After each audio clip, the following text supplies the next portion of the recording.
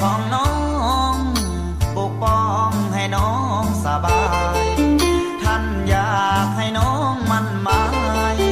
กับสายที่รวยเงินตาน้องนั่นก็เปรียบดังหงส์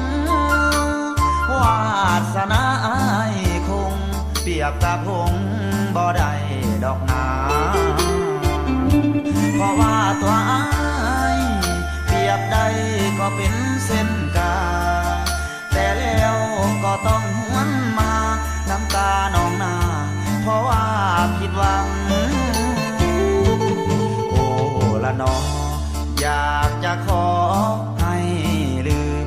รักที่เคยดูดดื่มอยากจะลืมความหักเบื้องหลังทางน้องและอ้ายมันหมายเอาไว้จริงจังแต่ว่าพ่อแม่น้องสั่งเลยผิดหวังเพราะเฮานี่จน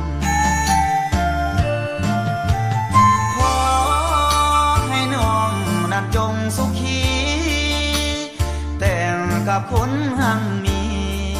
สุขีเถิดน้องหน้ามนอย่ามาหาอ้ายให้แม่น้องอายผู้คนส่วนอ้ายจะขอยอมทนเพื่อหน้ามนนั้นสุขสบาย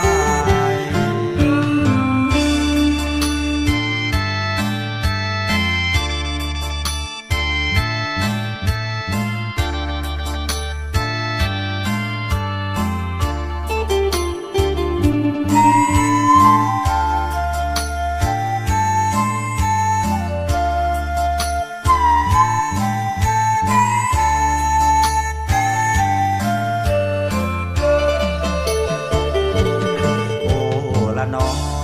อยากจะขอให้ลืมรักที่เคยดูดดื่มอยากจะลืมความหักเบื้องหลังทางน้องและอ้ายมันหมายเอาไว้จริงจังแต่ว่าพ่อแม่น้องสั่งเลยผิดหวังเพราะเฮานี่จน